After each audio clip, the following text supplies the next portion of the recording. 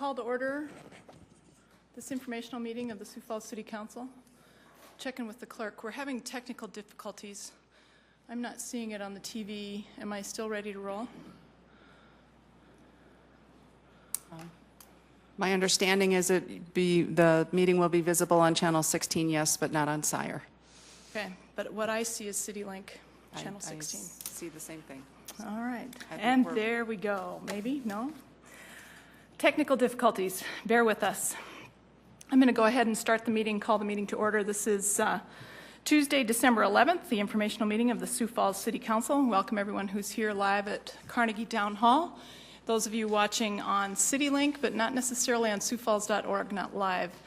Our apologies, it is a technical issue that we're dealing with, and everything will eventually be posted, as far as I know, but just some patience on all of our parts as we deal with, you know, it's one of those you can't live with it, can't live without it kinds of things, so off we go. So we're starting our meeting with staff report from Lori Hogstead, City Clerk.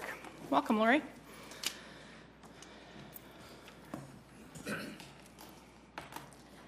Thank you, Council Chair Erpenbach and fellow council members.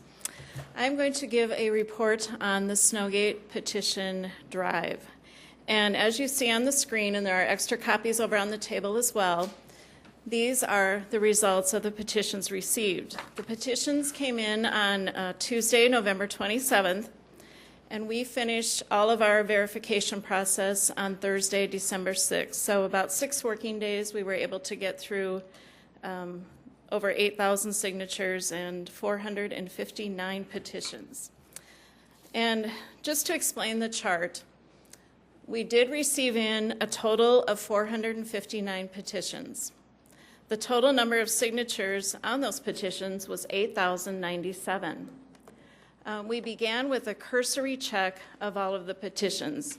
A cursory check involves looking to make sure all the information is complete, that every address lists an address as well as Sioux Falls. We had, you know, as is pretty normal with petitions, we had a number of them from Brandon and T and Crooks, other cities, primarily out of Minnehaha County.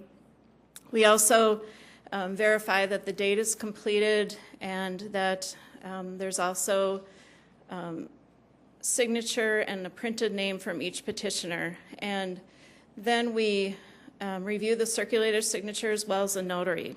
In going through that, we had a total of 558 that were taken out, signatures that were taken out due to these various reasons. We had a couple where we had issues with the notary, so unfortunately that took out, you know, if it was a full petition with 20 signatures, that would disallow those 20 signatures. So our bottom number we came to was 7,539 after our cursory check.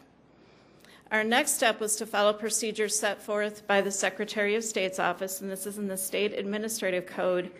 And we also talked to their office about the best way to verify signatures. You know, it would take a long time to go through every single signature and be able to read everyone and go through and verify those. So what they do at the Secretary of State level, and they highly recommended, was a 5% random sampling of the signatures. That was run through an Excel spreadsheet by the council's budget analyst, Dave Bixler, ran that for us, and it told us which petition to check and which signature on which particular petition. So we went through that, and in doing that, we had to check the sample size for 5% of that total was 377. And so we went through and checked that, and there were 44 that were disqualified, whether they were not registered voter, whether they were not listed at the address shown in the system for various reasons, and we verified that with the voter registration access that we have on the Secretary of State's website. If we could not find it there, we contacted the county auditor's office, so we double-checked each one of those. So that remained with 333 valid signatures of that 5%. Taking that, that gives us a percentage of 88.3% of the signatures were then considered valid based on this sampling. The 88.3% of valid signatures was taken against the petition submitted, the signature submitted, which was 7,539. I know it's a lot of numbers, but it works out to 6,659 valid signatures. We actually needed 5,005, so well over the mark. There were 2 additional petitions that came in yesterday, and those are not part of this compilation of numbers because we'd already gone through all of our validation, but we did keep those on file. And now that we have verified those petitions, we now have 10 days to set an election date. And we happen to have a meeting next Tuesday, the 18th, and we have really the option of placing a resolution on the agenda to hold the election in conjunction with the school district election, which is going to be May 21st of 2013, or, and City Attorney Feithley can correct me if I'm wrong, but if we do not take action on that or that does not pass, then state statute would allow us to hold the election on, it would be April 8th of 2014. And so I'm looking for your direction on what you would like me to do for the meeting next week as far as resolutions. Well, let's start with questions from council, first of all, regarding the petitions. Questions for City Clerk Hogstead? Okay. Well, we'll accept the report then. Comments or direction from council? Councilor Staggers. Yes, I guess that we should seriously consider having the election on May 21st, 2013.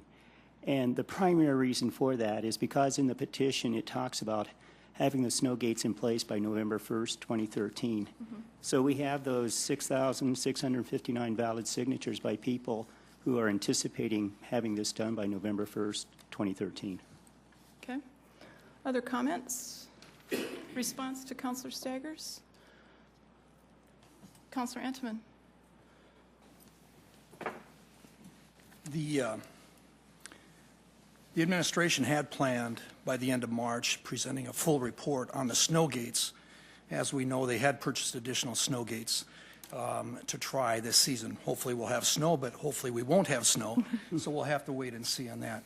I know we have 10 days. The only thing I caution us on is while the petition was circulated, it did pass, and we do have to act on it, we also owe the community, it is our responsibility to make sure that we are informed. We need to determine what the actual costs are to purchase the snow gates. Almost 50% of our fleet are contractors for those. I believe there's about 27 graders that we contract for. Some of that equipment needs to be surveyed because some of that equipment, of course, is not capable of handling snow plows or snow gates.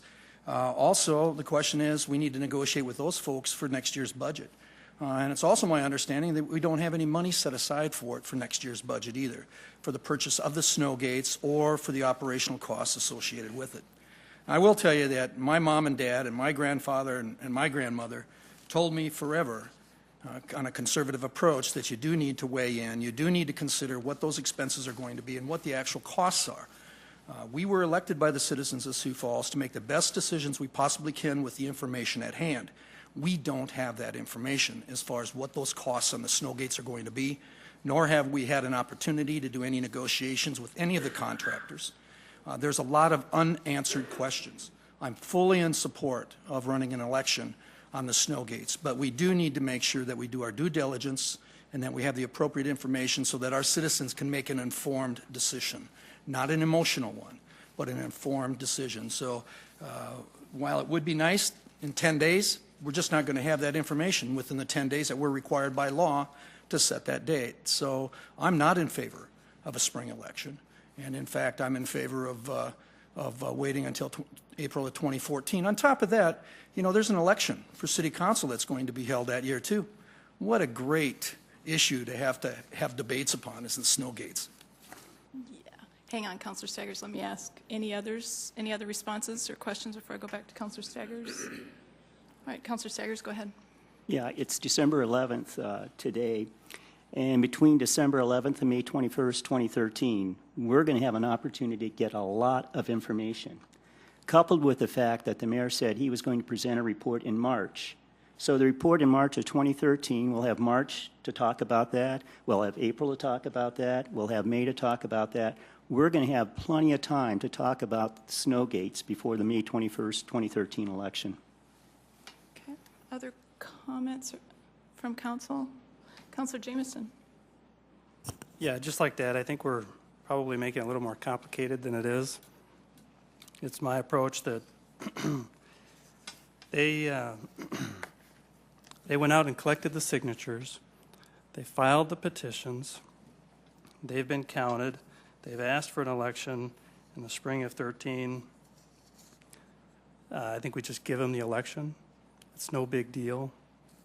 The cost of running an election is not a lot. The citizens have requested this to be done. It's an easy decision for us, I think.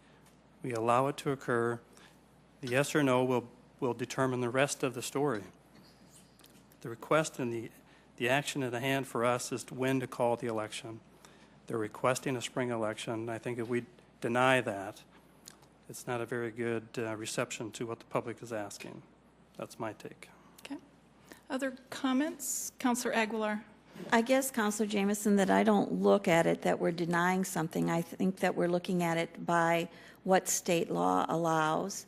And it is my understanding that, yes, the mayor has said that he will have a report for us, but the last I heard, it will not be till the end of May.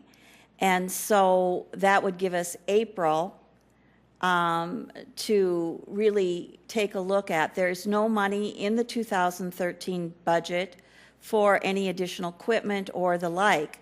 So again, I feel that it would be responsible to hold the election in April of 2014, not only because it would be a great campaign issue, but also because we would have the information at hand that would give the voters the ability to make an educated vote. And also, we all know that voter turnout in a municipal election, when there is a mayoral election, the voter turnout is much higher. And that, I feel, we would have a true response from the citizens of our community.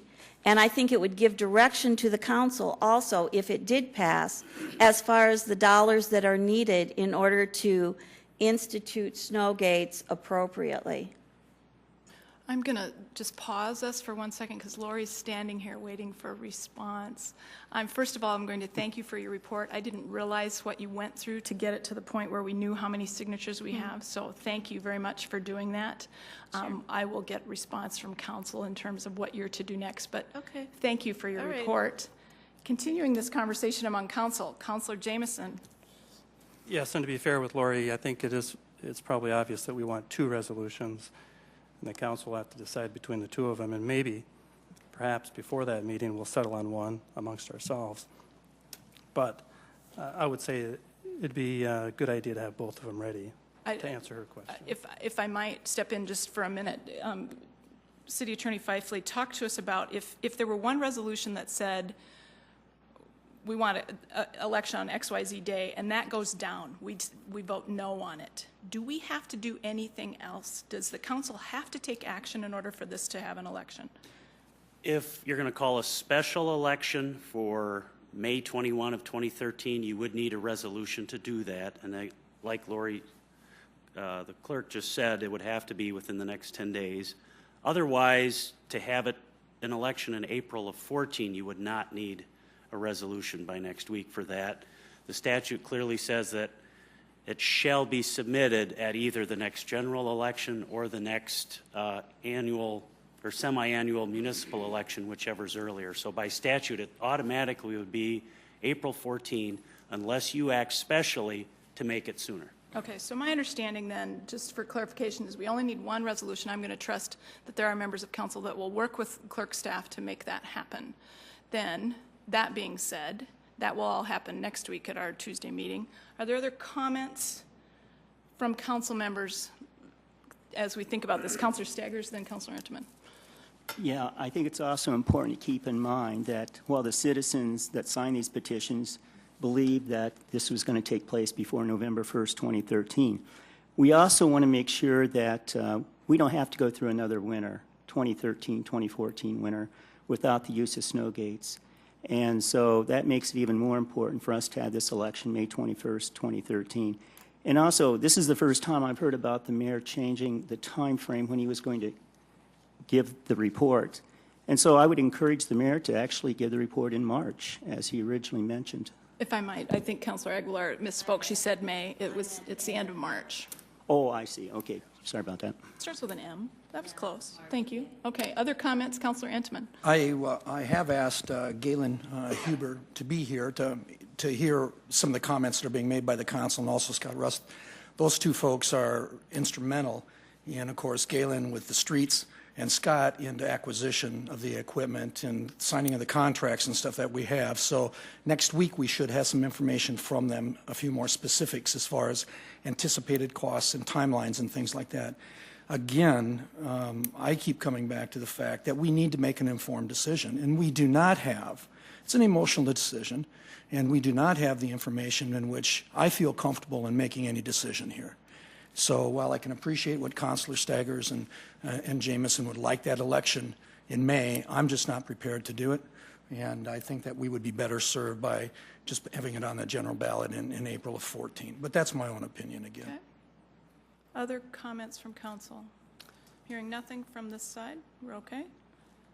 Councilor Staggers, then. Yes, I noticed in the audience that we have Teresa Staley here today, and since she was, well, this is the reason we're here today, talking about this. If we could allow her to say something about... Do you have a specific question for her? This isn't a public input time, Councilor Staggers. If you have a specific informational question from her... See, what we do is, during the informational, we oftentimes have department heads presenting information to us. Now, she's not a department head, that's true. Right. But No, she's the one that got the initiative going, and so I think it's appropriate for her to be able to say a few words to us this afternoon. Do you have a specific question that you want her to answer for you? Yes, Okay. yes. Ms. Yes, I do. Staley, would you come forward? Councilor Staggers has a question for you. Welcome. Thank you. Yes, the question I have for you is, would you prefer to have the election May 21st, 2013, or April 8th, 2014? Let us not forget that when we did the Drake Springs petition drive, 7 of the 8 council members did not want that swimming pool to be an outdoor pool. They all, and I had several of those council members sign this petition. They said, we're not necessarily in favor of snow gates. We are in favor of the process, respecting what the citizens wanted. We wanted, and we told all of the people who signed this, we had over 60 people circulating these petitions. Our intent was a 2013 election with the school board. Great. So that, and also, let's not forget that the event center was also a standalone election. And that was a special election. So our intent was a special election. Great. In 2013. Thank you. Other questions for Ms. Staley? Thank you so much. Thanks for your work and for all those 60 people that were out there. We appreciate that.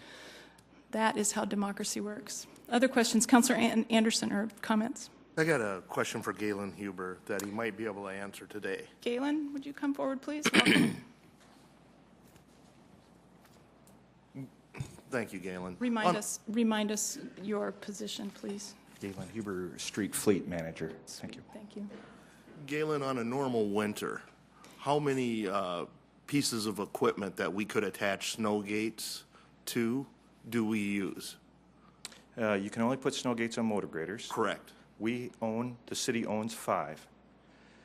We lease 32, and we have 11 contractors that provide 26 motor graders to the city of Sioux Falls. And you need half of those to carry the snow gates because you always run in pairs. One runs the center and pushes it towards the motor grader running the curb, and the one on the curb would need the snow gate.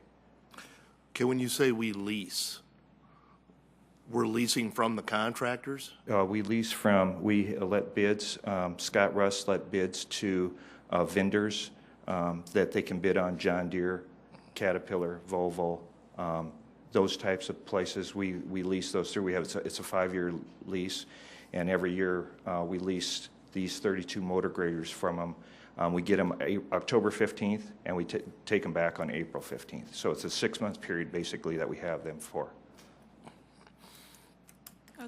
If I may? Yes, go right ahead.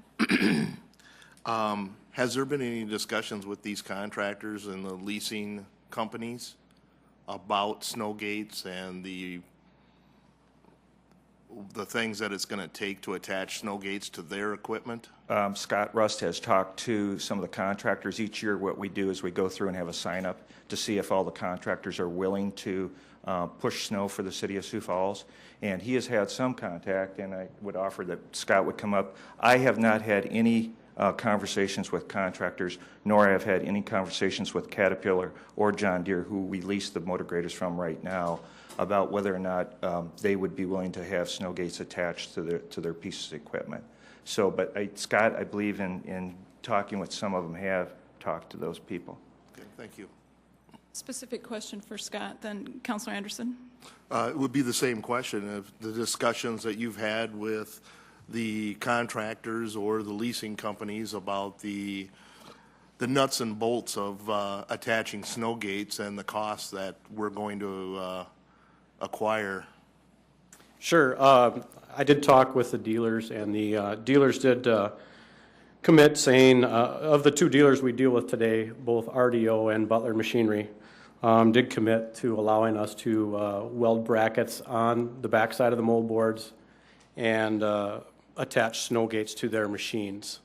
I guess what they would like to see is that those brackets be removed at the end of the snow season, and the welds ground off and the mold boards repainted to like new conditions. So they don't know what that cost is, but it'll be a cost that'll be charged back to the city when the motor grader goes back. I have talked to the contractors. I worked with executing all those snow removal agreements again this year, and of the contractors, some of them didn't even know if their motor graders had the correct valving, or if they could handle the snow gates themselves. Their motor graders are a little bit smaller than what we typically lease. They're typically a tandem drive machine instead of a 6-wheel drive machine, and they didn't know if they could handle the snow gates entirely. So that's really about what I know from the contractors at this point. Okay. One more, Councilor. As we move forward with this, will you be able to give us some monetary Right. We numbers to will look at? poll the contractors and ask them if they're willing to add snow gates to their machines, where their machines capable of adding these third valves or this hydraulic valving to the equipment, and are they okay with us welding brackets on the side of their mold boards to attach these snow gates to them. Okay, thank you. Thank you, Scott. Other questions for Scott? Councilor Anteman? I guess I have another question for Galen, too, concerning lease equipment. Can you tell me, when you get a contractor in, and we have 11 of them, you say, providing us with about 27 pieces of equipment, right? 26. 26 pieces of equipment. When they make a commitment to that, for that equipment then, when you ask them or when they make the bid, at what point in time do you call them out? Do they commit that equipment for the whole season, or are they allowed to do other jobs if they're not called out? Can you tell me a little bit about that? The process, correct, Yeah, yes. please. This weekend was probably a very good example. I don't call out the contractors until I declare a snow alert. That means I go in and plow the entire city. What we had this weekend was a sanding operation. Basically, we're getting a less amount of snow. We really don't justify plowing out the entire city. 2.2 inches dropped over 72 hours, and the first 1.5 inches basically melted on the street because the roads were still warm yet from the conditions that we had earlier in November. So it didn't really justify us to do a snow alert, so I didn't call out contractors. Those contractors are required to have equipment available for the City of Sioux Falls when we just call a snow alert. We'll call them up and we try to give them as much notice as possible when we have a snow event coming in, and it's going to hit somewhere over the 2-inch. We don't have a magic number when we call a snow alert. Depends on what type of snow, if it's dry, or if it's wet, if the wind's blowing. You know, what the city really looks like is what we take a look at when we call a snow alert. But somewhere over the 2 inches, we'll call a snow alert when it all comes down at once usually.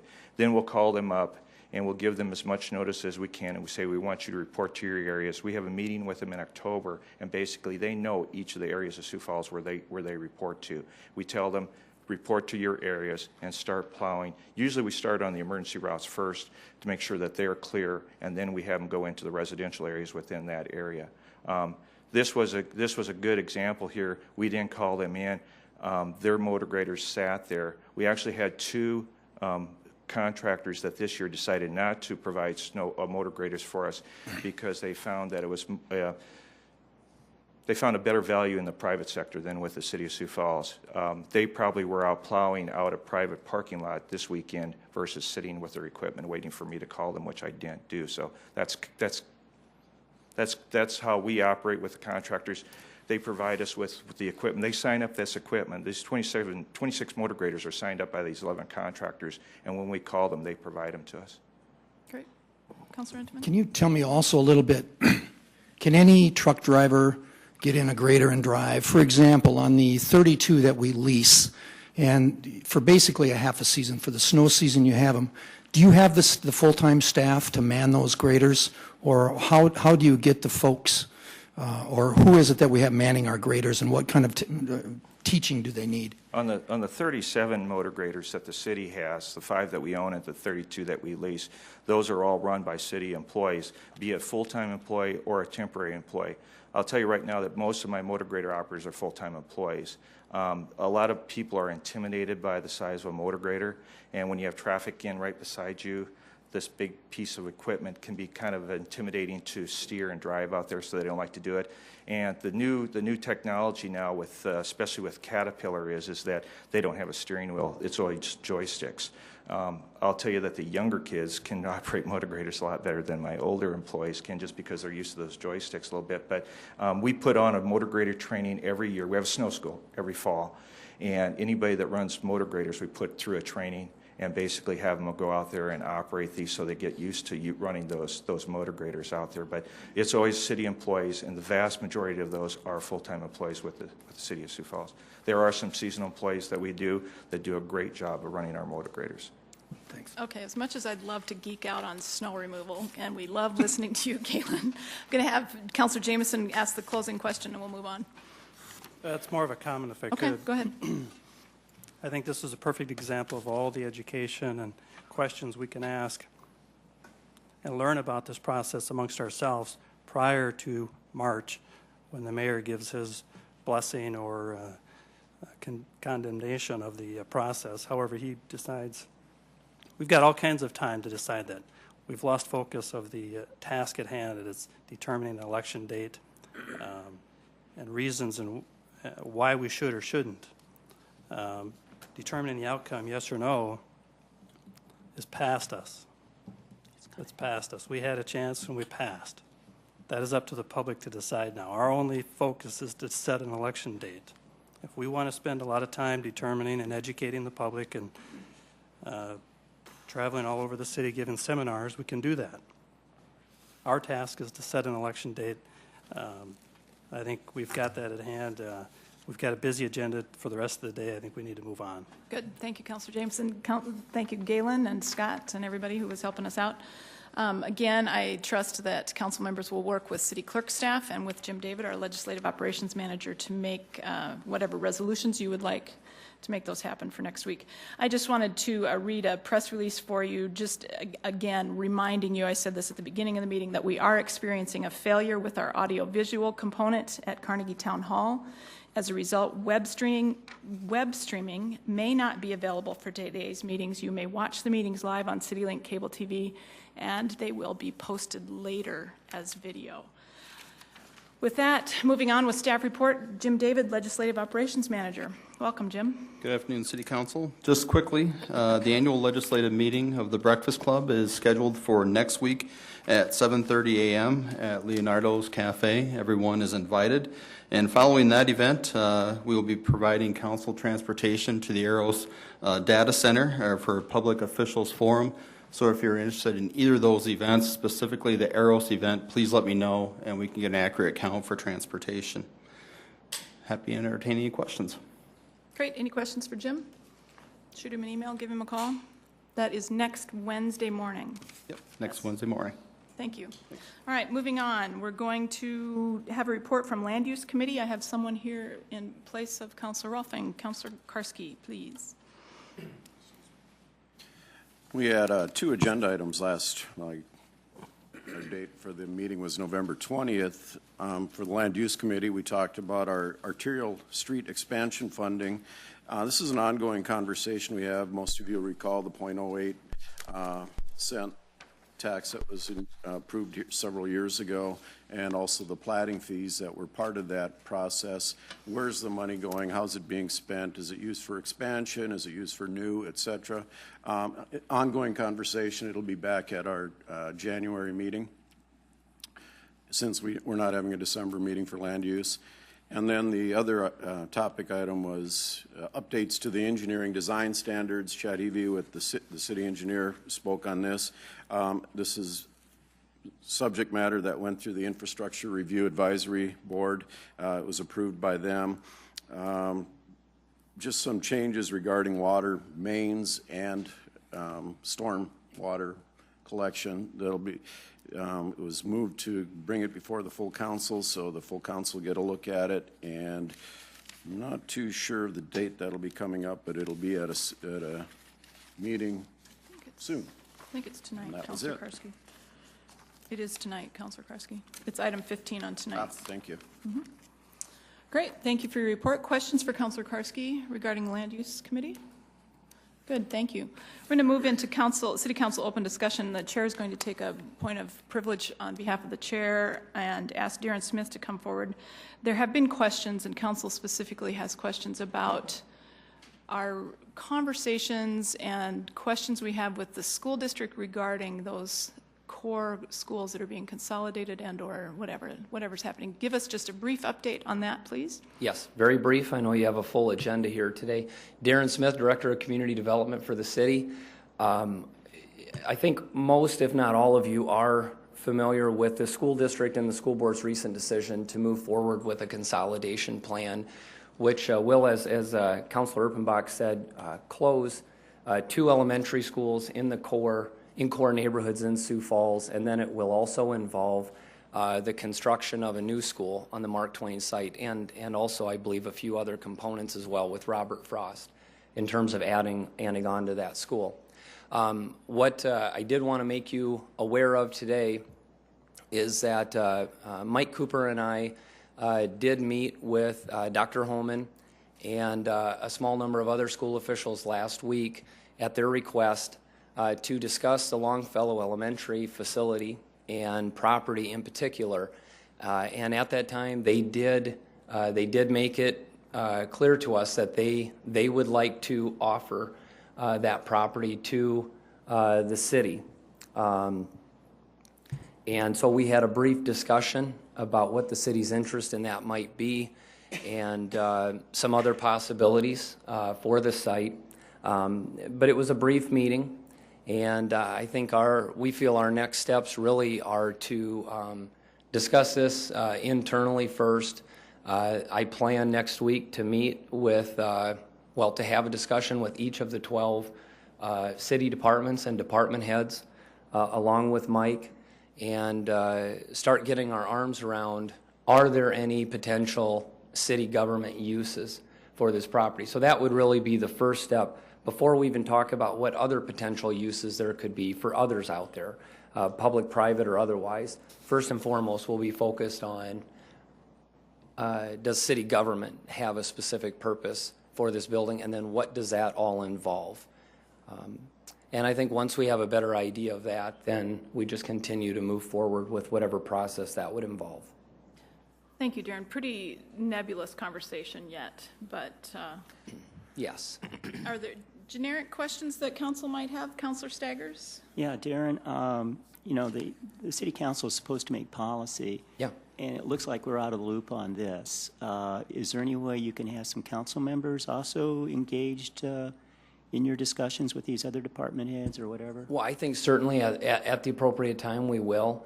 Again, I think the first step we feel is we need to have a conversation with the departments. This literally just happened late last week, and it's a big decision.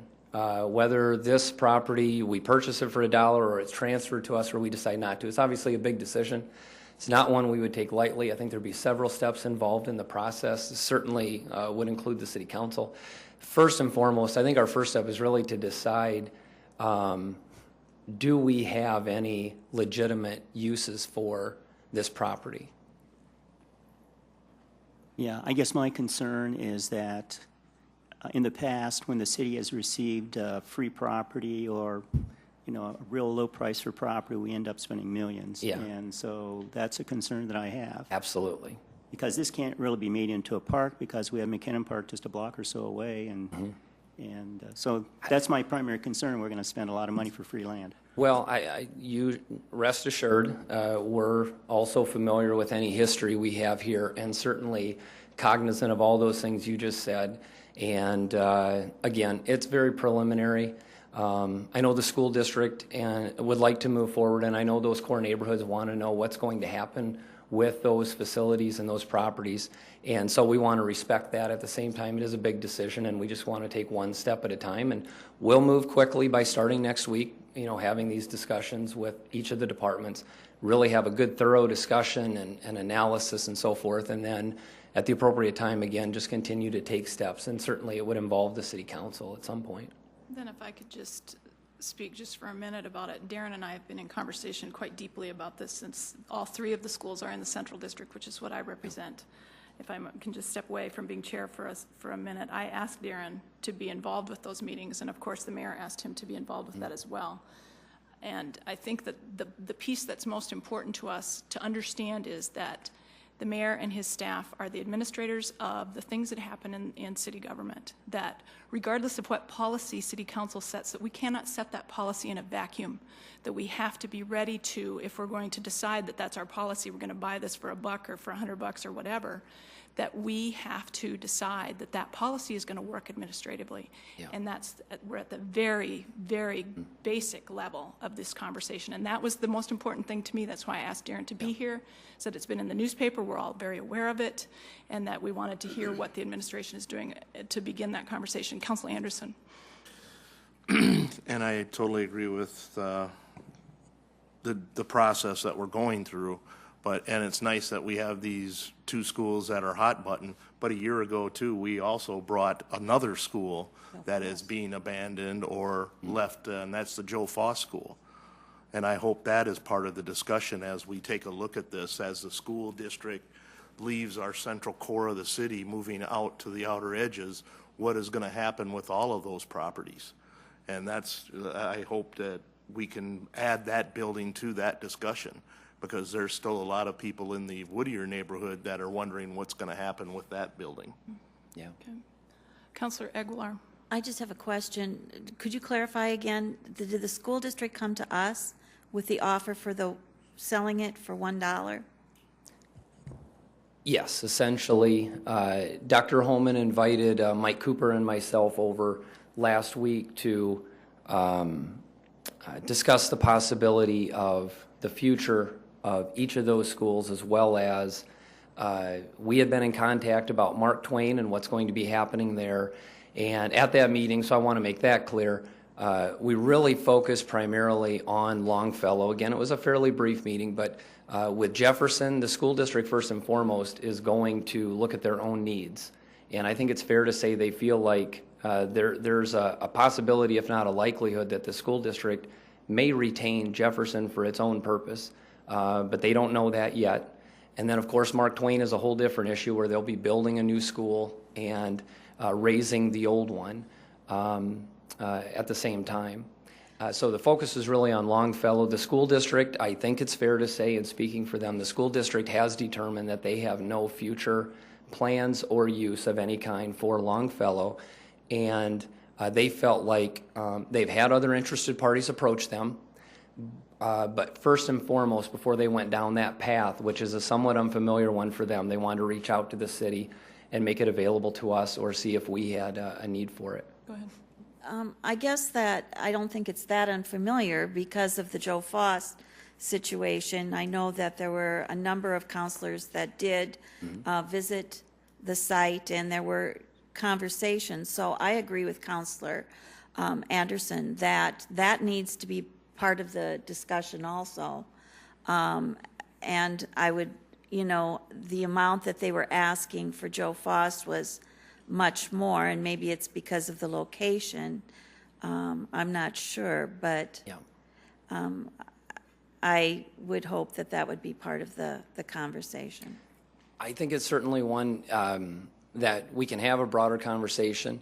I would say this very simply at this time. Their question to us specifically right now is, would we like to acquire Longfellow in a property transfer or sell it for $1? It would probably be a property transfer at no cost. Or would we prefer to see them move forward with disposing of the property? That's really the question that's been put to us at this point.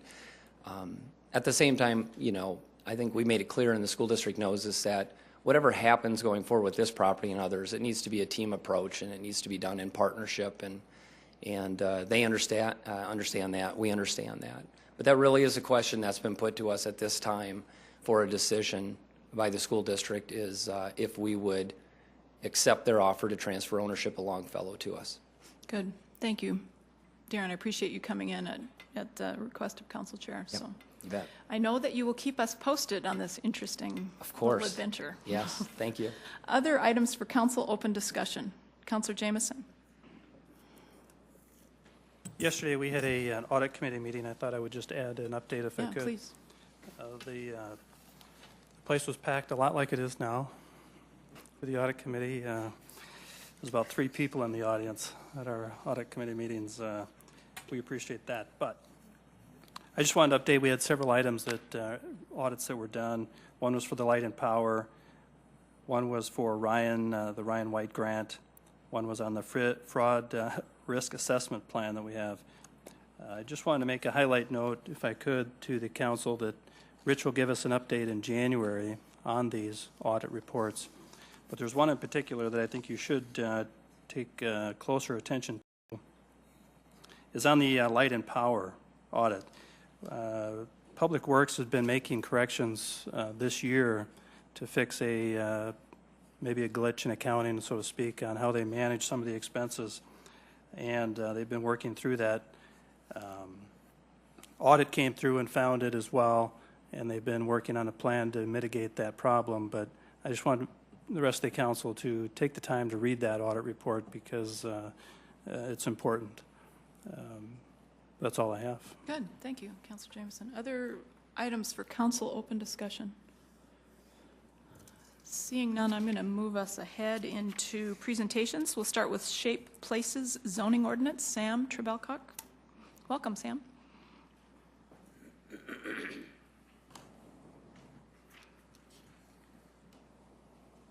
Thank you. Again, Sam Trebelcock, City of Sioux Falls Planning Office.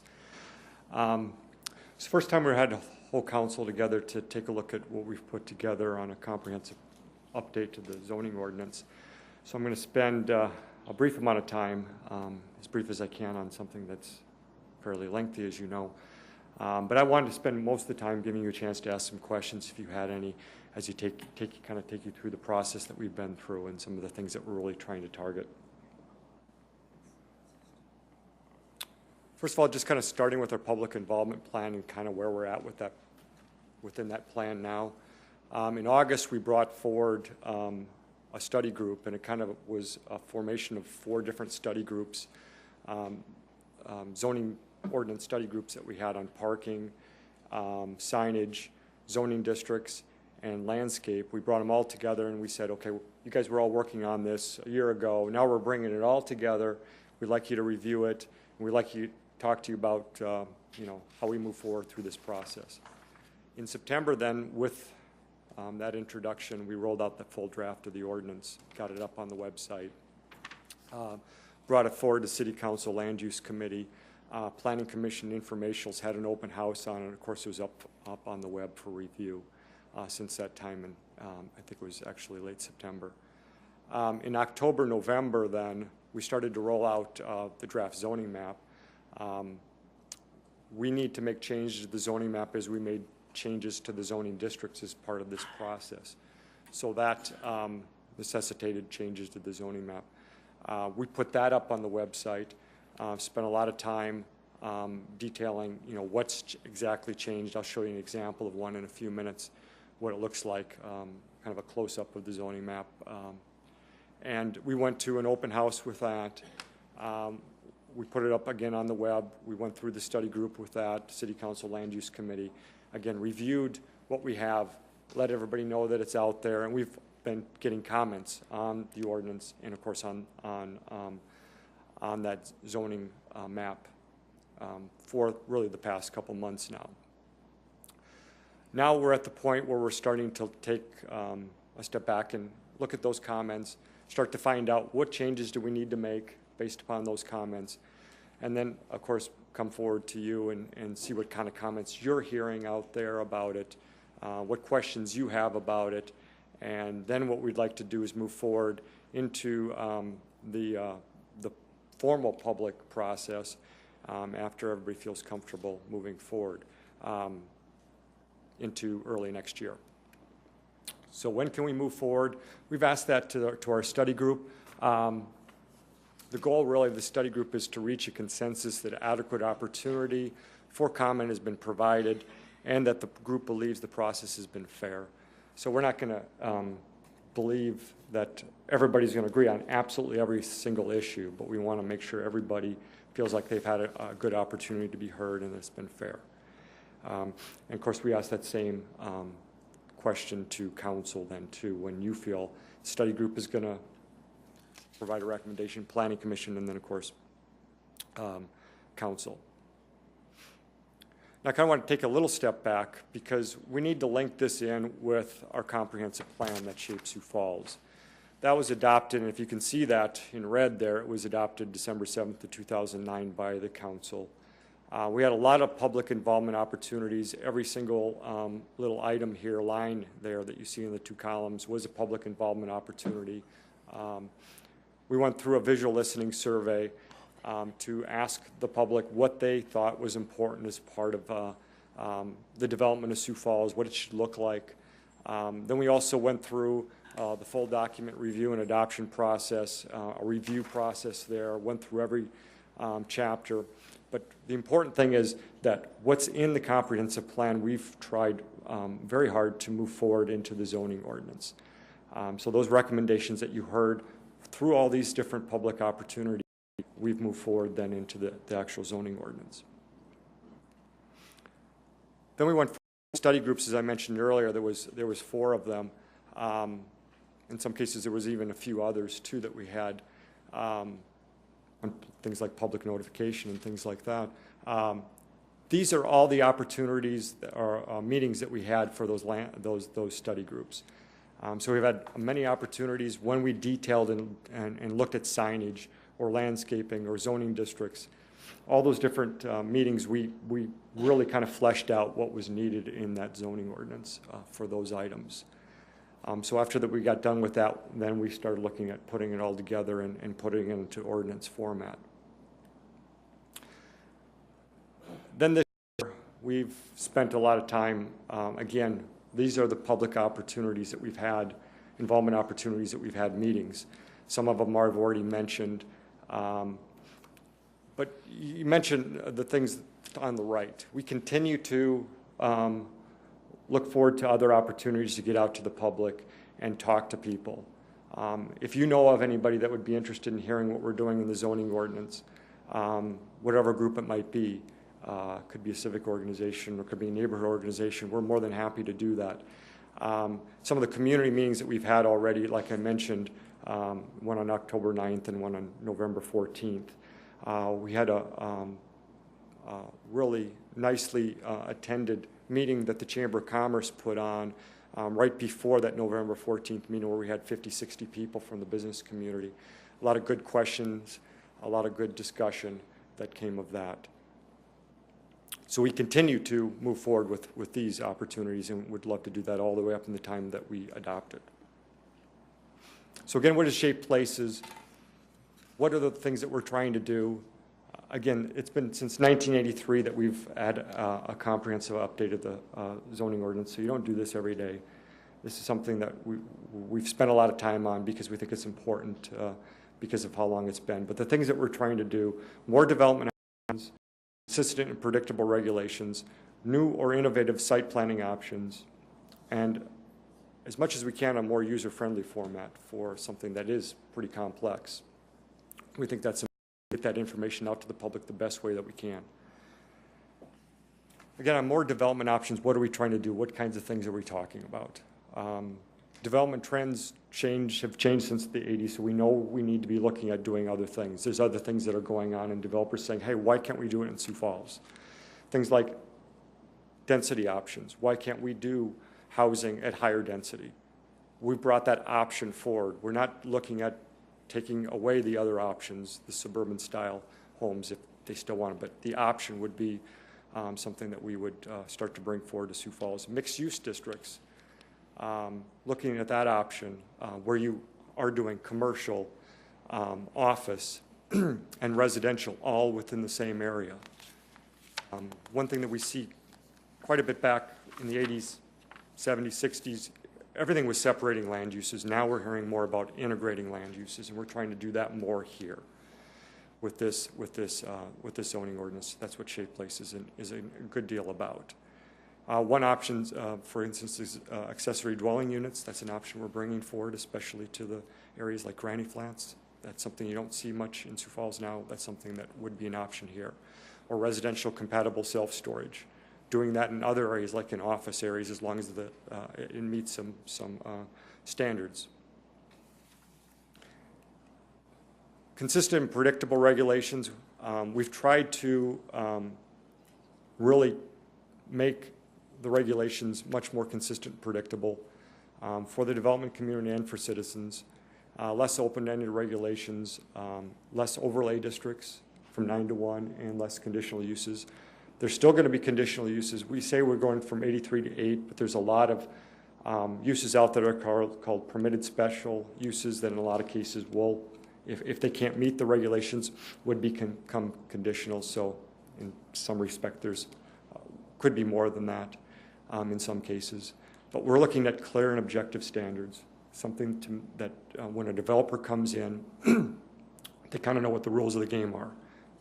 What is it that we're trying to ask of them so that they can move forward with their development plans with a lot of questions. So that's what we're trying to do in large part with that. New innovative site planning options. One of the things we're bringing forward for a little flexibility is alternative site plans. I think a lot of cases what Planning Commission will be doing a lot more of is alternative site plans.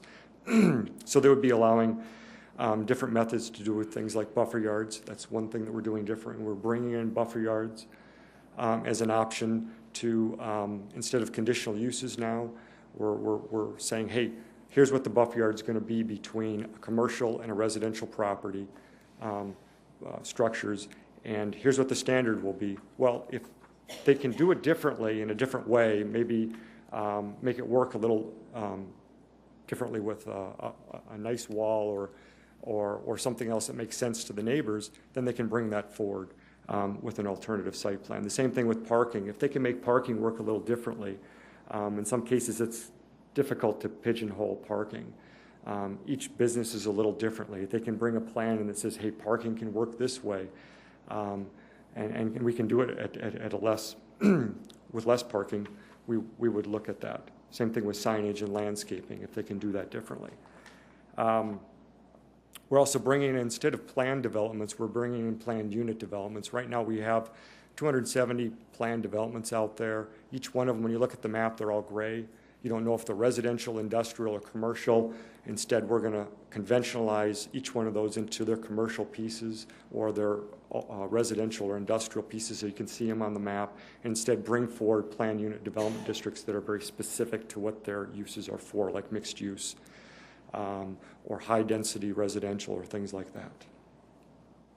Also, making this more user-friendly. How are we trying to do that? More illustrations, a different way for people to interface with the ordinance. Rather than just throwing the ordinance out there, how can we make it easier to do that? And we've done that already on our website, a way for people to interface into that zoning ordinance or cross-reference regulations. Right now, regulations tend to be in pieces. There's parking over here and there's signage over there. Can we find a way, and we're doing that with an introduction of what we call forms, that people can then interface and find out what their signage regulations are, their parking regulations are, based upon what they're trying to do right within that form. Now, this is what we have up on the website now, just kind of a screenshot of that. You can see there's a lot of different options to look at, whether or not it's an executive summary or the entire zoning ordinance. Also, this is where you can, you see in the upper right-hand corner, where you can go into the zoning map. This is the place where you can look at that. If you click into that, you'll see what the new zoning map looks like. What we've done there on the new zoning map, it's available on our website. We did send out 49,000 utility billing inserts to people so that they knew that, that it was out there. We're trying to find a way to get it out to people. That was one way we thought we could do that, plus what we're doing with our open houses and public meetings. This, what's on the website allows you to search by address. Whatever your address is, you can just type in the on the top of the map and it'll take you right to it. And of course, we're taking about the zoning map, just like the ordinance, by email, by the open houses that we have, phone call, whatever it takes, coming into our office. The goal really with the zoning map is to allow all property to operate the same land use that it does now and to reduce our non-conforming uses that we have out there right now. So that's our goal, and hopefully you'll see that when you take a look at it. This is, again, a screenshot of what it kind of looks like. Anything that's in color has changed in some way. If you look at a lot of this on the right side, we've changed from what was the old RD. You'll see it's in yellow there, and it's now RT1. That's a higher density single family. We've done this in the core of Sioux Falls and said, hey, this is an option, because a lot of the development standards that were, when it was developed, really fit the kind of setbacks that we laid into RT1. So we've brought that forward as an option and zoned that to RT1 so people can have a little more options to redevelop their property. You can see in the upper right hand, or on the top, it says new MH, that's manufactured housing. It was C2. Again, that's kind of a non-conforming use. Our regulations really detail that in manufactured housing. And so we're trying to put it in the right place. We're not saying you can't do that, or it's differently. It is a manufactured housing park now. So that kind of gives you some examples of what we're trying to do there. This is our interface into the zoning ordinance. What's on the left-hand side is the districts. What's on the right-hand side are the applicable forms. And when you click onto this, it'll take you to that form and the illustrations for it, and then all the regulations for each one of those forms, at least in summary format. And then eventually we'll get it to where you can click right into the ordinance from there. That kind of gives you kind of a quick rundown. Again, what we're trying to ask is when we can move forward, at what point you'd like to see, what questions you might have, what other things you'd like to see us bring forward to you. We can do that if there's specific things. But our goal is to bring something, right now we're looking at hopefully something possibly to Planning Commission at their meeting in February. That is our goal right now, but we certainly look to you, council, to see if you agree with that. With that, I'll take any questions that you have. Thank you, Sam. Questions for Sam? Councilor Karski? Very involved, Sam, and I know we're trying to make it simpler, but I looked at the second to last slide that you had up there, and all the colors on there really kind of makes me wonder how much simpler are we really doing this. My question, I guess, is the study group. Who was on it? How long has it been going? Tell me a little bit more about what that comprised that. The study groups, again, going back, we broke up this into 4 different study groups. There was landscaping study Those group. were the study groups. Yeah, and then what we did, we just said, okay, all you guys were working on this last year, we're going to just bring you all together. The landscaping, the signage, the zoning district study group, and the signage, we're going to bring it all together and say, parking, and say that let's review it all together. Okay. And the people on these groups are from organizations around, not government employees, but... No, they were not. They're mainly citizens, whether it was developers or, business people or people in neighborhood associations. I mean, people that were interested in the process. Thank you. Councilor Staggers? Yes, Sam. I guess the impression I have of this plan that you have is it does provide greater flexibility. Right. Is that fair to say? Yes. But at the same time, I'm beginning to wonder about quantitatively about the regulations that we're going to be having after, especially that one chart that Councilor Karski mentioned here. I think there were 29 categories or something.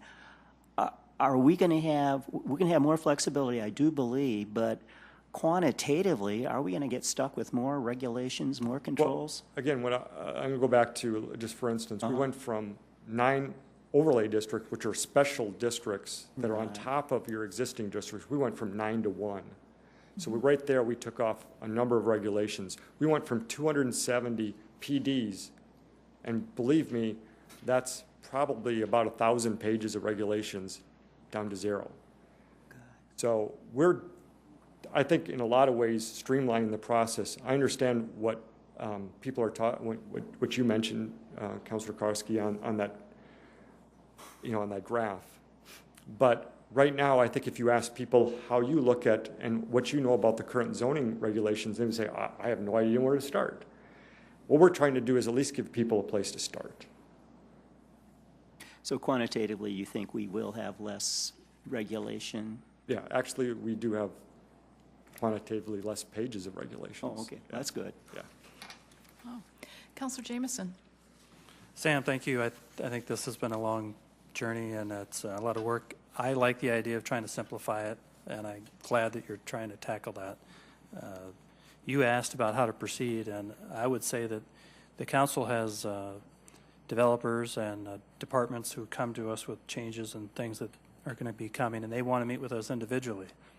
And we spend some time doing that and have a great opportunity to ask a zillion questions and go over a lot of maps. And so I would encourage you to schedule a time for us to meet at least one-on-one, if not 2 of us at a time or something, of those who are willing and wanting to get more involved.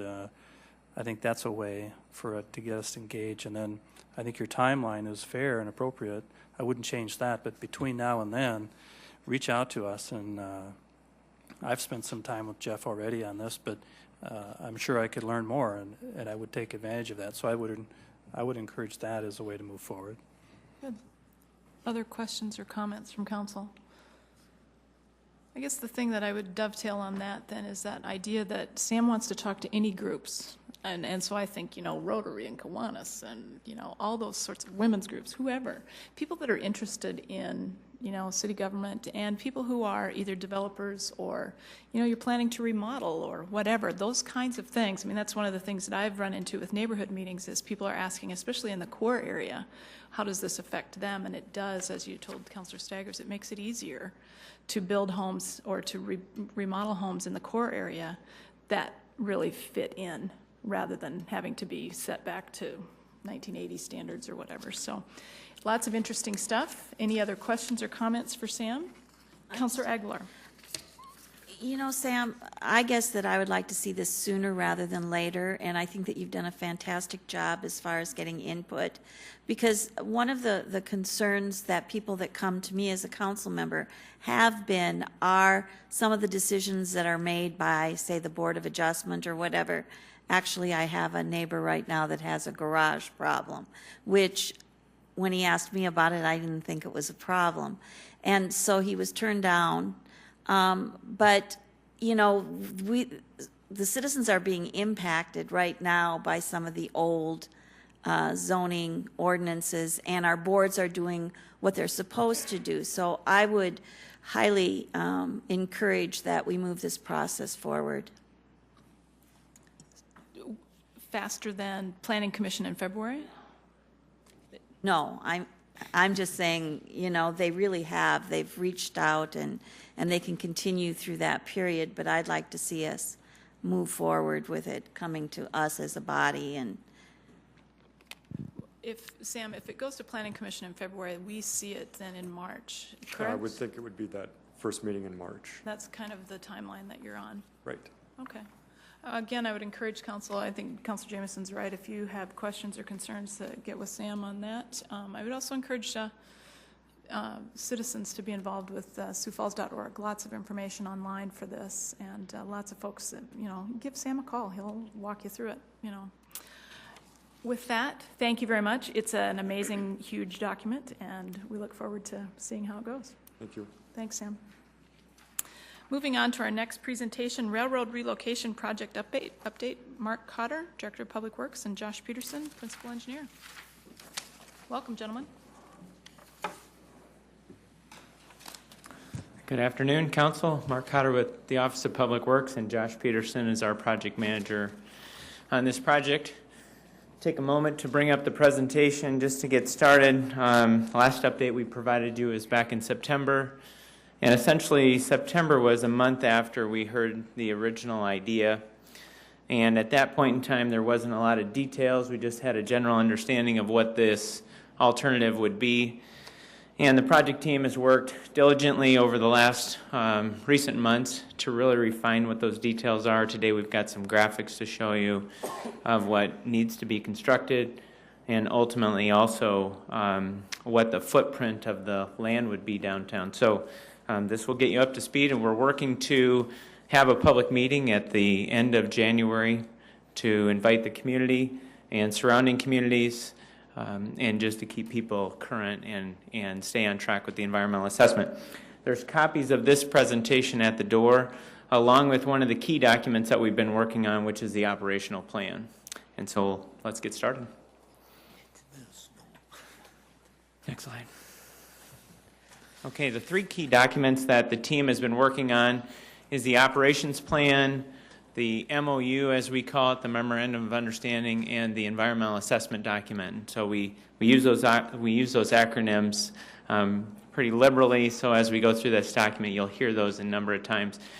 The operations plan is essentially a document that states how the trains operate today in Sioux Falls, and if this transaction is carried out, how they will operate in the future. And it has a lot of information in there regarding impacts to crossings, what the footprint is, and so I would encourage you to take a look at that, and if you have any questions, certainly send them our way.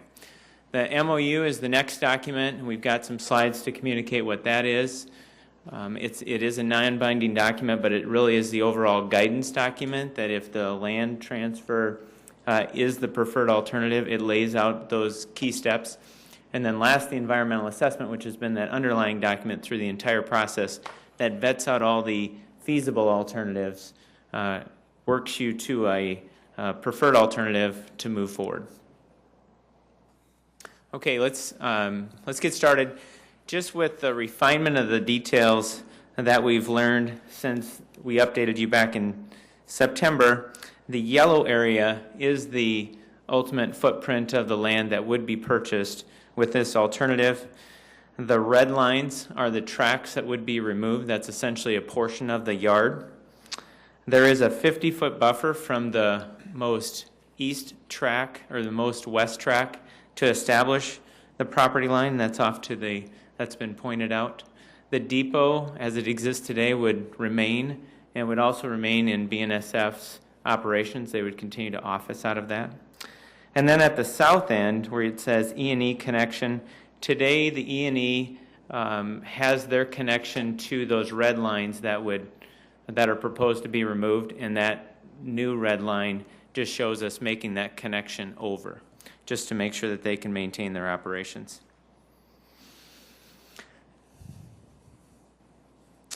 Today, the two key lines that go through town, and there's a segment in there where there's a third that's to the east. BNSF will continue to utilize that infrastructure. Rail traffic, for the most part in Sioux Falls, will maintain because the center of Sioux Falls is where the Y occurs between the Madison sub, the Corson sub, and the Canton sub. The key difference is the activities that happen today on those 5 tracks that are proposed to be removed. That would happen outside the city. With a new interchange, that's the third bullet, that would be constructed for BNSF and E&E to interchange unit trains between the two of them. Essentially, BNSF brings unit trains into the city, hands them off to the Ellison Eastern, and then they deliver them to their customers. And then the underlying component is BNSF will maintain service to businesses in Sioux Falls with this plan. What construction's needed to take place? We talked about the south connection, but the two pictures, the one on the upper picture, that's an area out by Rice Street and Timberline. And if you're familiar with that area, that's where the 2 yards that were proposed that were west of Timberline. We're still utilizing a portion of that area, but instead of multiple tracks that would create a new yard, this is 2 parallel tracks, about 3,400 feet in next to each other, that would allow for the interchange of these unit trains between BNSF and Ellison Eastern. Minor improvements from that standpoint to replace the activity that they do downtown today. And then the connection that's shown under the viaducts, today the E&E actually connects to that yard that's proposed to be removed, and so we're just moving that slightly to the north and to the east. Okay. All right, the MOU, that's essentially the second key discussion and document that we're developing. This is one of 2 key focuses. Every week we have a conference call. One of them is specific to the MOU, and all the partners that are involved in the project meet and just talk specifically about the MOU. The other is for the environmental assessment. And so today we had our 1-hour conference call that went into 1 hour and 45 minutes because we're making good progress, but it is the guiding document. We're reaching close on the finality of it, and that's why we spent some additional time today on it. Again, it's a non-binding agreement that outlines the basic terms for the transfer of the rail yard property from BNSF to the city. The method of determining the cost is outlined, but there is no cost in this document. It's been very clear from the agencies that this document has to be secured and signed before we start to talk about cost. The yard transfer will allow the city to redevelop the land, and once this is executed and the environmental assessment, we'll go into the more definitive agreement, which is called the purchase and sale agreement. Okay, in the MOU, we describe the property. It is essentially 9.5 acres. We've employed First Dakota Title to perform the title research at a local partner. We've hired Sayer & Associates, a local civil engineering firm, to essentially develop the plat that would identify the property lines for the purchase. The property is to be transferred as is. That means that if there's, we'll share more of this, that there will be rails on it. There could be some environmental faults. Most of that due diligence has been done, but it would be a transfer of as is. And then we are jointly putting residential or redevelopment restrictions on it. Essentially that Burlington Northern wants full disclosure that they continue to operate those 2 lines, and that a commercial or residential business that chooses to move into the redeveloped property are fully aware long into the future that those operations occurred, and that we did purchase this from the rail yard that intended to keep on operating those pass-through tracks. So those are outlined in the MOU. The section on purchase price, it identifies that there will be a value to the real estate. Much of this has not been determined, but it essentially identifies that there will be loss of future operating capacity in this specific location. There'll be increased operational costs on BNSF because they'll have to do some of this regionally. The cost to maintain the current operations in other areas is a component. BNSF does want a 2-year period to construct these other areas, this interchange and the south connection after the purchase, and to adjust their operations before we would gain full control of the land, and then environmental mitigations identified in the purchase price as well. Again, as we talked about early, services shippers will be maintained. Ellison Eastern's first right of refusal, I know we've talked about that at this body. BNSF and Ellison Eastern continue to work together on what that will take to make sure Ellison Eastern can maintain its operations and its connections through and across town, but also maintain the necessary infrastructure that they need for meeting the needs of their customers. Once they're in agreement, Ellison Eastern will provide a letter to the city that this has been made whole, and that essentially the general agreement about what the interchange will look like has been reached. And so those are some of the documents that we're showing you today. So not final, but very close. Here's a little bit larger picture of what the interchange looks like. Essentially, on the picture, the water reclamation facility, the Big Sioux River, Rice Street, the 2 red parallel lines are drawn right next to the BNSF main line right now to Corson, and it's right out there by the Timberline Road and Rice Street intersection.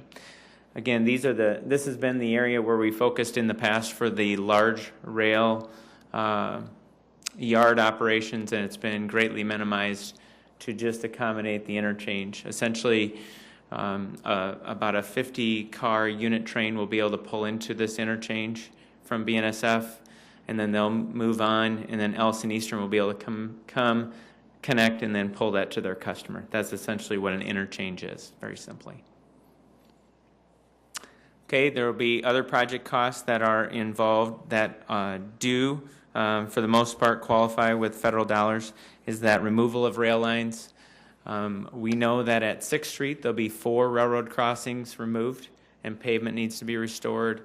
At 8th Street, there'll be 5 crossings removed. Those have to be pulled out and pavement restored, so those are project costs. We recommend that fence, if we can work out something jointly that works for the State Historical Preservation Office, to just have a good delineation between the purchase property and the BNSF property line. It would not be a solid fence. We would estimate that it would be probably an ornamental iron, something that you could see through, so you could still see the nature of the rail operation from a historic perspective, but more from a pedestrian safety perspective. Historical preservation, Josh and Mike Cooper and Deborah Gabrikowski have had a number of meetings with the local and state historical preservation office to commemorate what the railroad has been to Sioux Falls, and we've got an agreement right now that's being reviewed on what those mitigation steps would look like. And then environmental mitigation. Overall, we've taken a number of soil borings in this area, and for the most part, the soil is clean. There are a couple areas that have elevated levels of what we call hydrocarbons. It's a more of a fuel that with just airing out that type of soil allows that soil to be conditioned, if you will. There are low levels for the most part, and so we'll do some additional due diligence, but for the most part, our grid and our graphics show that this land does not have very many environmental faults. Okay. Now for the environmental assessment, we are incorporating this alternative into the environmental assessment. There's been a number of alternatives, as you know, that have been talked about over time with the proposed bridges over the falls, the rail yards that have been located east and west of Timberline, south sidings. This alternative also gets incorporated into the environmental assessment, essentially goes through a screening or a comparison process to reach the preferred alternative. And over the course of about the next 6 weeks, which we hope to have ready for the public meeting, is the outcome of that screening criteria to show the public. With every environmental assessment, the public's able to review and comment. Once that is done, the EA is complete. Last slide, just on steps forward. Right now, our anticipated date for a public meeting is January 24th. And we're working hard to keep these dates in place. They are subject to change just based on what we learned through the process. But the intent right now is to have a draft environmental assessment document prepared by March of 2013. We'll hold the actual formal public meeting for the environmental assessment in April. We're anticipating the final EA to be completed by July of 13. And if all falls into place and the preferred alternative is the land sale, that the purchase would take place before December 2013. After tonight, throughout the course of this week, we'll add more documents up to the website and items like this and the operational plan. But if you have any questions tonight, we're here to answer them. Good. Thank you, Yes. Mark. Start with Councillor Aguilar. Mark, the new site along Rice Street, does the railroad already own that land? Not completely. Josh, do we know if they own enough for the first one? Excuse me, Josh Peterson with City Engineering. They own a portion of that property there. They've got about a 100-foot right-of-way through a good portion of that stretch where we'd be constructing it. But there would probably be some encroachment outside of that property that we would have to, that would be purchased. Would they be purchasing it? Under this plan, they would be performing all of that. We would be paying for the infrastructure, and they would be constructing it. I have just one more question. Are we removing as much track as was initially considered in the previous plans? For all of them, yes. Yeah. One of the comments that has always been said is that there will be 2 mainline tracks that remain in the downtown. There's a third, but it's to the east of those 2 mainline tracks, and there was never a discussion about redeveloping that side. And so everything west of those 2 mainline tracks is being proposed for purchase. Thank you. Mm-hmm. Councillor Entman. Mark, I think most of us are familiar that of the original $40 million that was allocated by the Fed for this project, there's roughly $35 million left, I believe. Mm-hmm. Can you tell me, is there going to be any additional monies required? Is that $35 million that's out there going to be adequate for this whole project? Can you enlighten us onto that? That's the project team's objective, and it's our understanding, and we've even further put in language in the MOU document that allows us to step back if we need to step back if it exceeds that. Okay, and then one more if I might. So this has been a work with all involved, all parties involved, the state, the Fed, the city, and the railroads have all been involved in this project discussion. That's right. Again, there's 2 conference calls every week. On Tuesday afternoon is the MOU, and then tomorrow afternoon will be the environmental assessment. And the intent is that, and the understanding from BNSF is we want to make sure that the $35 million is adequate. And so we can't predict that through the environmental assessment. It's a project goal. And the feds right now are pretty much saying that it looks like this is going to be an allowable use of that money. It is an allowable use, yes, absolutely. Mm-hmm. Great. Okay, Councillor Staggers. Yes, Mark, in your presentation you mentioned that BNSF is going to have increased operating costs. Why are they doing this? It's going to cost them more money. Well, some of those details on what those operating costs are yet to be determined because we agreed as a project team that we'll sign the MOU first and then we'll drill down further.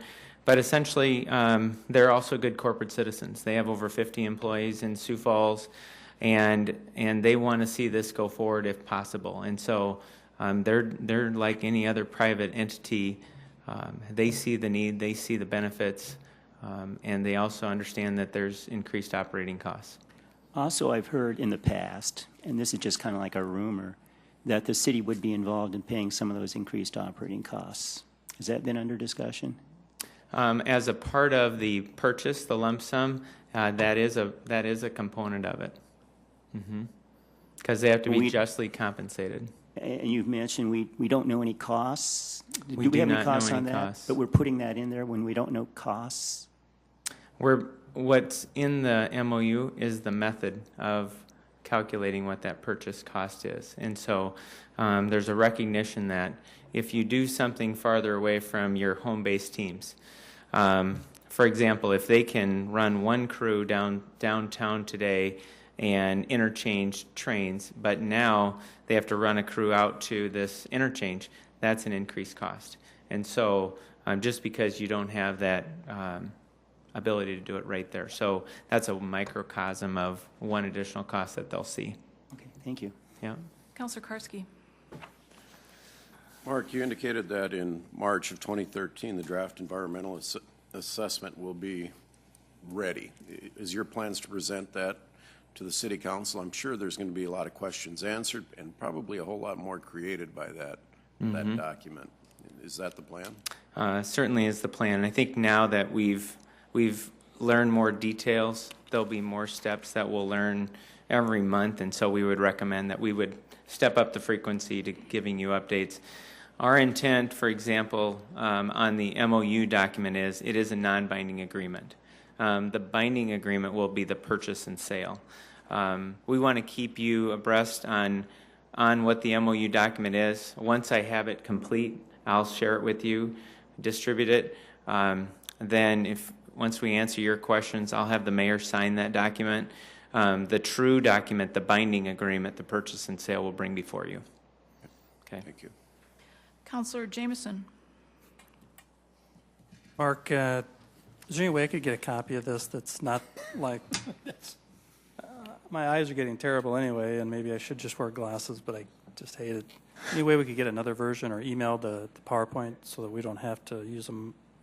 Absolutely, and the full version will be on the website here, Josh, by tomorrow.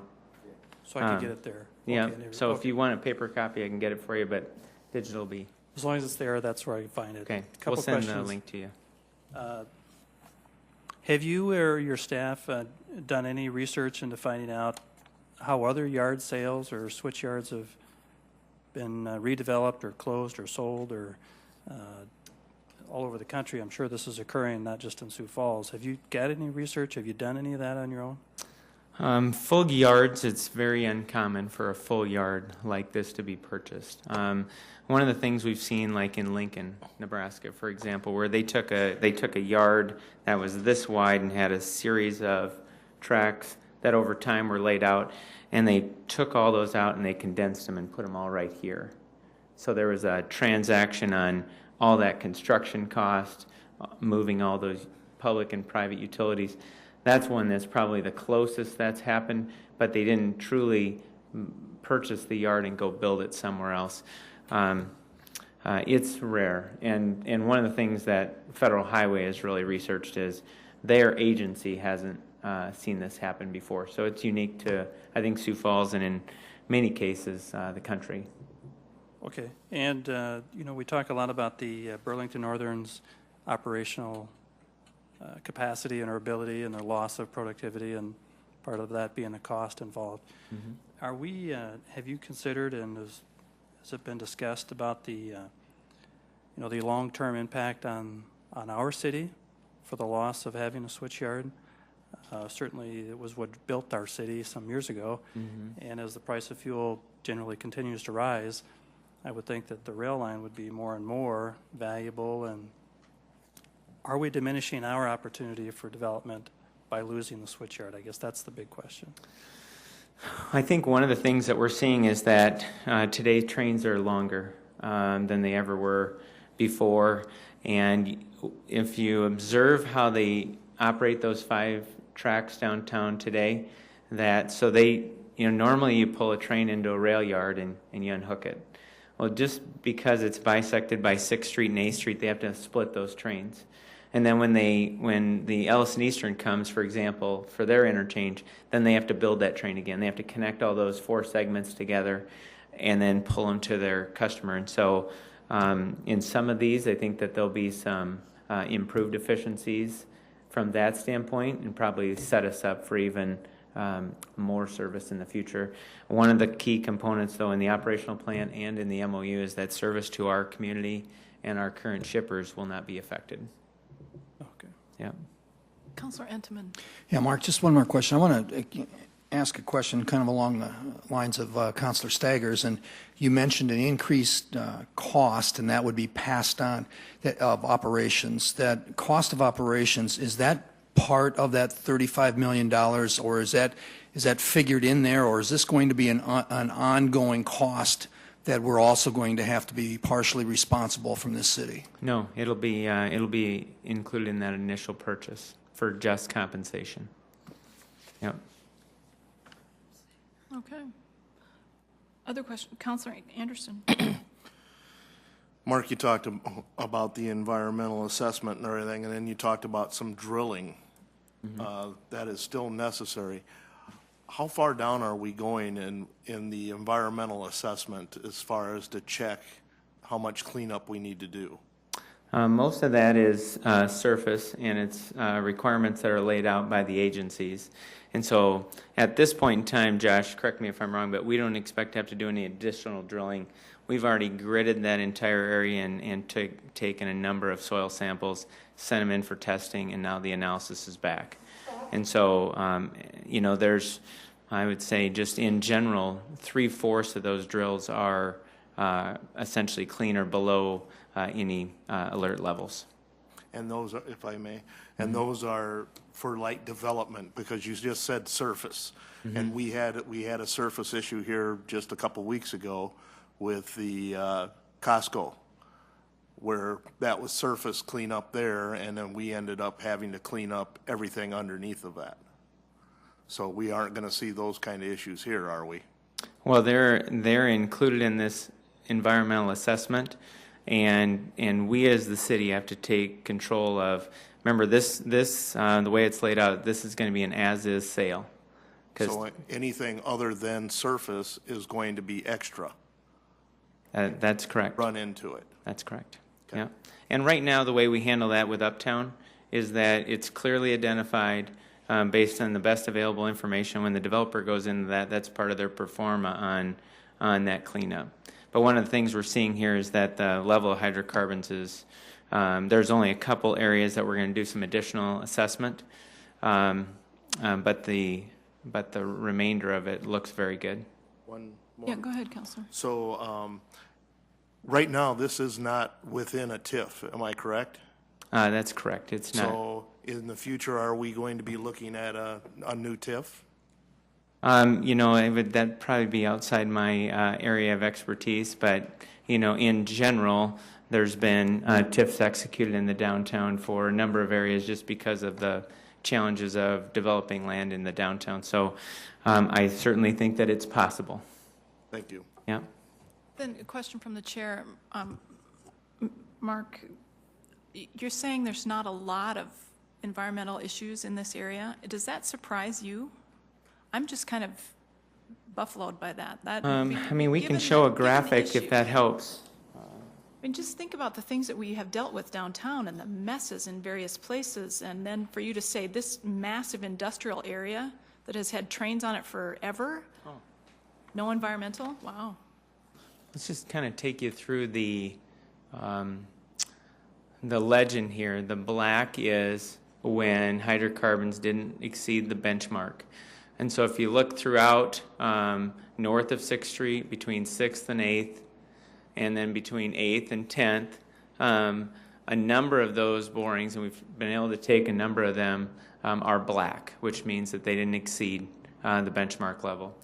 Green means that in the top 2 feet that it exceeded. So there's likely some occurrence that occurred, but again, very shallow in nature. And so those are those are costs that can be addressed, I think. So even from the Killian College area north of 6th Street all the way to 8th Street, that all looks, and that's a large portion of this.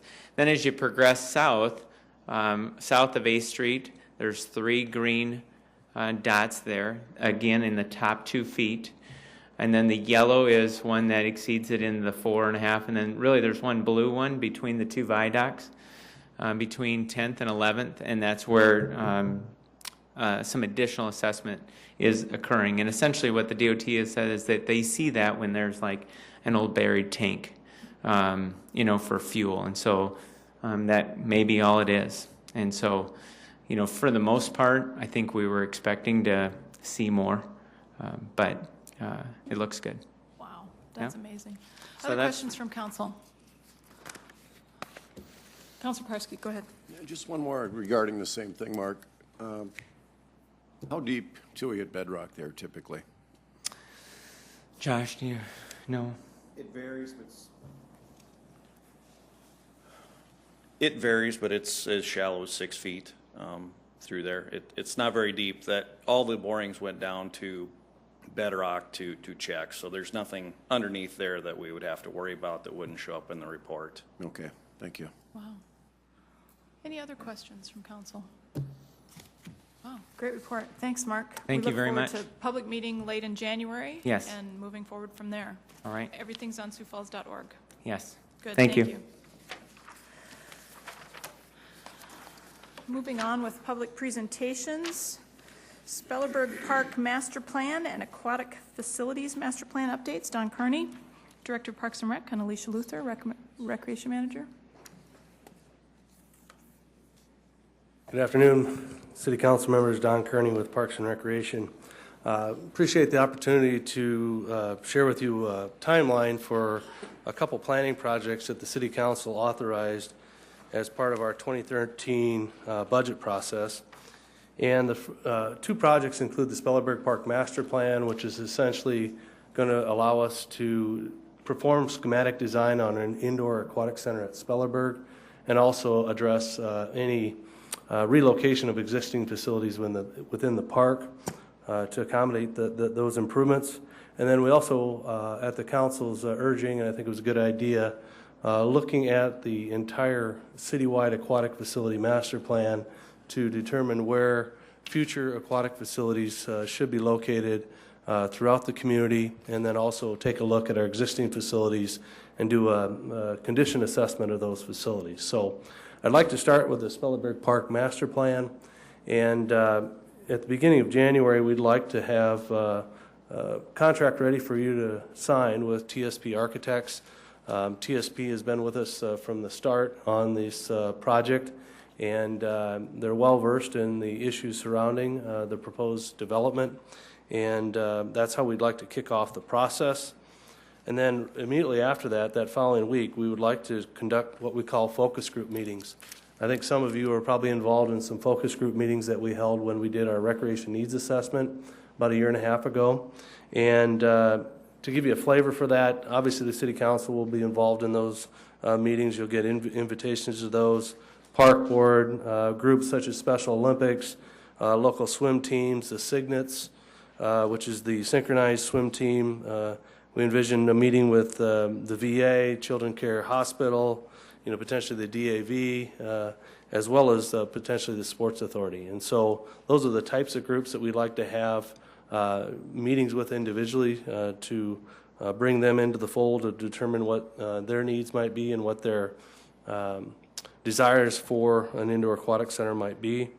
And then obviously from a public perspective, we want to invite the community to reach out and to us to provide their input in general public meetings on January 17th. One of the things we obviously also want to do is to send invitations to those that live immediately around the Spellerberg site, much like we've done with our public meetings we held earlier this year, to fully engage the neighborhood as well. And then the February 4th through the 8th, we plan to have another public meeting to really go back and say, okay, we heard what you told us about the amenities that you would like to see in this new indoor aquatic center. You've also shared with us thoughts about the park itself. We want to check back in with the general public to make sure that we heard you clearly as to what you'd like to see. And so we wanted to try to summarize those findings with the general public to make sure we're off on the right track. Obviously, we want to give the council an update as to the results of those meetings on your February 12th informational agenda, if we can get on your calendar. And then February 13th through March 8th, based on the feedback we received in those initial meetings, TSP would go to work and start designing that facility on a schematic basis, and also lay out the facility on the site to make sure that we stay on track. And then on the next slide, we'd like to also have another public meeting to share that first draft of what TSP is able to come up with so far. It's basically another opportunity for us to check back in with the neighborhood, with the community, to make sure that the preliminary design and concepts that TSP prepares is consistent with what we heard at those public meetings. March 18th through April 5th, we plan to finalize the schematic design after we've confirmed with the neighborhood and the community that, yeah, we are on the right track. As part of that, they will also provide a construction cost estimate. They will provide a business plan. What are the operational costs? What are the revenues projected? And then also, as part of this, we want to have a 3D fly-through, essentially a video to really let people know what this facility might look like. So everybody's got a really good feel for what this would look like. April 15th through the 19th, we would again have another public meeting to share that final schematic design and park master plan. And then on the 23rd, we would like to go ahead and present a final draft of the schematic design to the park board. And then April 30th, do the same with the mayor and the city council as well. So with that, I don't know if you want me to keep going or whether you'd like to stop and have us take questions about this project. I think let's go ahead and finish the report, and then we'll have questions at the end. Okay. Thank you. Very good. The next project, the Aquatic Facilities Master Plan, really is just a broad look at all the current facilities we have in our community, an opportunity for us to plan for the future for aquatic facilities.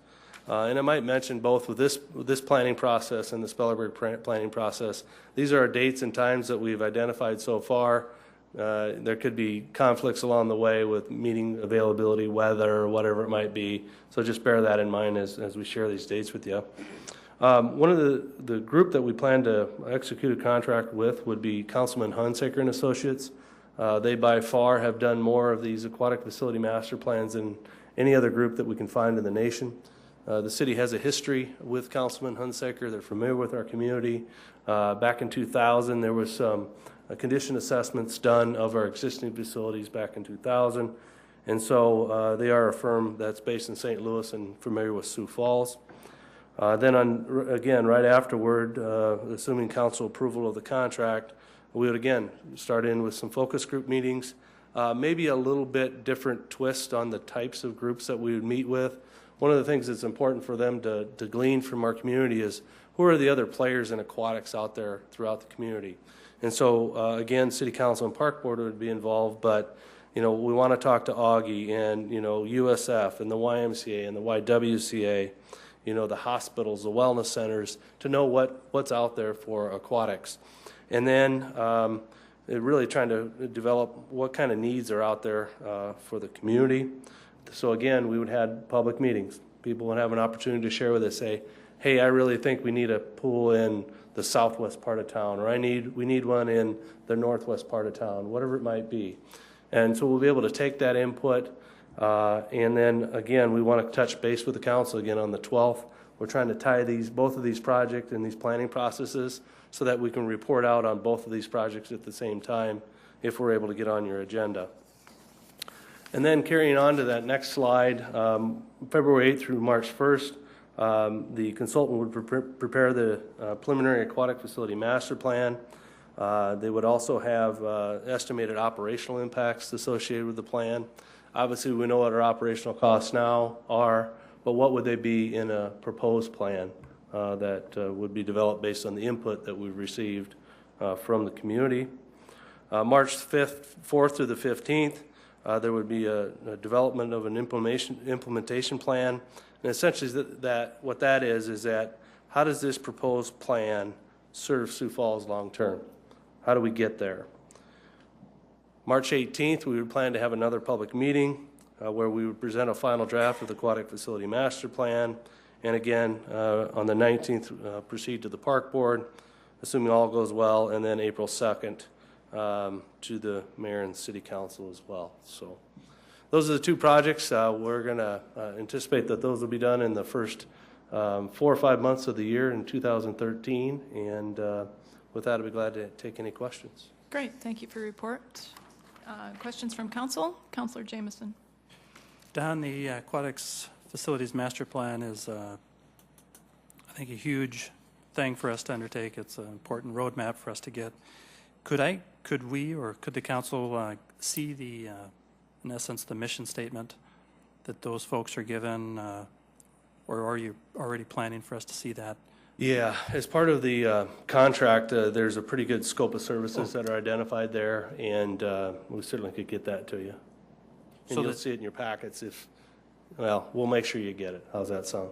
So at the end of the day, what I'm interested in is to make sure that the mission that they're undertaking is inclusive of what I think some of us have intended it to be. That's all. Sure, you bet, absolutely. Thank you, Councilor Entman. We keep coming back to the Spillerberg thing, and I know there was some discussion early on as you start planning what the facility is going to look like, and as you determine needs. There was some discussion on the part of some of the counselors that this might be a plan that maybe we might be able to use. And I understand the plan is to build it into a hill and make it aesthetically pleasing. But looking at what might be, there's something that we might be able to take and use in another park or another location in the future, if that's possible. Of course, technology and things always change and improve. We understand that. But is that something that you're looking at too, Don? Yeah, I think that question actually came up earlier in our budget discussions about could it be repurposed? Could this is this planning work all for nothing essentially if it doesn't go at Spellerberg? And I think Sean Irvin's with us tonight. He's with TSP, and I think he was saying that a large majority of the work that's being done are still be able to put good concepts together. Will buildings potentially have to be reconfigured? So there would be some redesign work, so to speak, if you had to use a different site. But obviously what we're planning to do is design it for the Spellerberg site, but obviously if it's somewhere else, we would be able to reuse a lot of that same information. Okay, thank you. Okay, Councilor Staggers. Yeah, Don, I understand the city believes that the Spellerberg Park facility is a done deal. And from what you've presented this afternoon, it does seem like you feel this is a done deal. Is that right? No, I don't believe that's a fair assessment of it. So are you saying that there's the possibility that you could change your mind here, or the Parks Department, about having an indoor pool at Spellerberg Park? Well, I think the support that we received from the council was that they wanted to see what it looked like at Spellerberg. And that was my understanding of why we're proceeding with the preliminary design at Spellerberg, to see how it would fit, see what it would look like. And the reality is, the fact, we've never been this far as being able to, we've had some lines on a piece of paper before as to what this thing might look like, but we really want good cost estimates. We want people to have a flavor of what this thing could look like. And you have to design it, I think, to some site, unless you're had some other site in mind, but I think you got to start with Spellerberg, and I think that was a thought, because I think there are concerns about how does it fit on the site? Is it appropriate? Is it too big? Is it just right? Is it, what are the issues surrounding it? And so certainly our focus is to focus on Spellerberg, because that's the issue at hand, the need to replace Spellerberg. But to say that it's a done deal, obviously that wouldn't be our assessment.